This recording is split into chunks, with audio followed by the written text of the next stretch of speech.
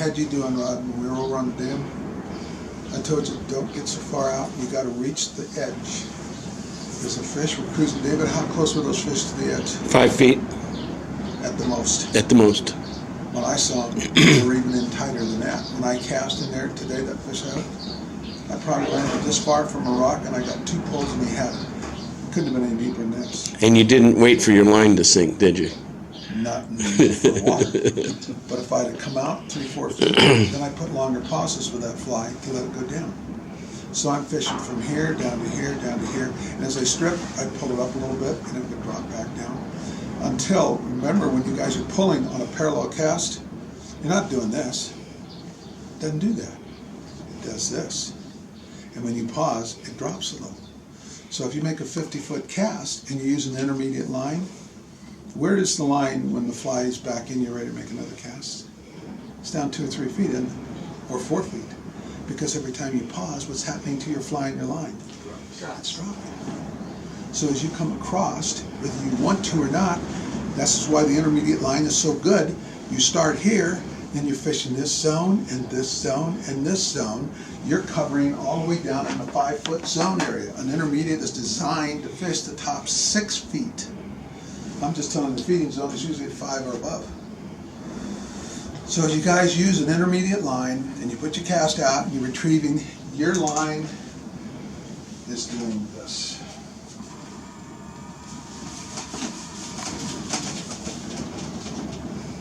Here's your surface, here's your cast. Intermediate line, as it hits, it'll start doing this. As you pull back, every time you pause, it's going to get a little deeper and the angle gets a little sharper. It's not going to be as sharp as I'm showing you here, it's really more like this. And at this level right here is 3 feet. By the time it gets back to you, in this area it's going to be 3 to 4 feet down. What happens at the back end?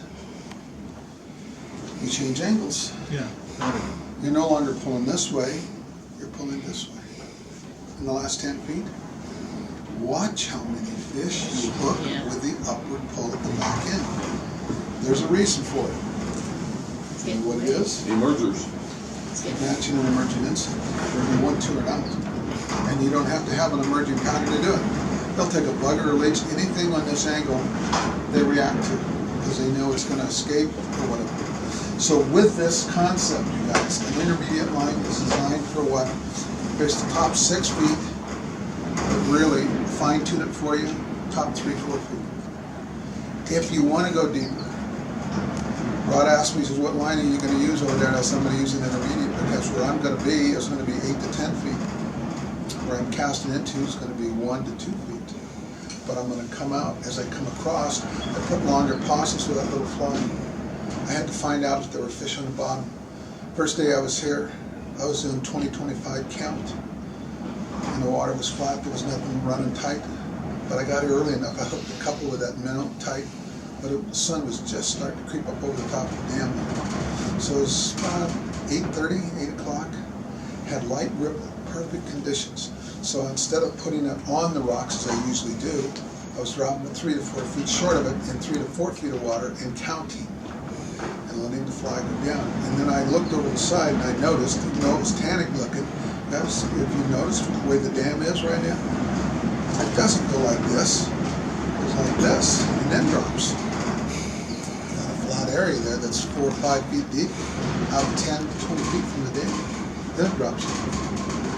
So with that being the case, I want to find out if there are any fish in there since they're not up on top. And I hooked 5 or 6 with that little count with an intermediate line. Could I have done the very same thing with a 7-foot tip? I could. So, water temperature, remember you guys, your fish activity is going to be associated with what the water temperature is. As you get into the summer months, you're going to find water temperature in a lot of lakes are going to be between 65 and 70 degrees. So if you want to fish that lake, when would you go and where would you go? Early morning. Why early morning? Well, they have to come in and feed. Is that where you're going? You're right, you're going to be in there to feed. The water temperature is going to be cooler, so they're going to be in tighter to the shore. It's had all night to cool. And then they're going to go up to deep. And as soon as that water temperature goes up a notch or two, they're going deep. What makes them leave the shallow water on the edge? Sun. Not enough oxygen. Doesn't it warm it, That could be one of the reasons. warm up the temperature? But this is every day, not just them. You know Oh, what it is. danger. Well, sunlight and predators. Yeah. They lose their cover of darkness. So you guys, if you want to catch big fish, I'm gonna, out of the 700 plus that I've been catching, shoot, about 20 years. What's 20 times 5? 10,000? 20 times 5 is 100. 100.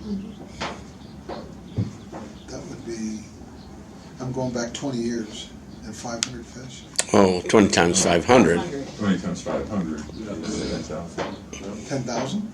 That's what I get, huh? Right.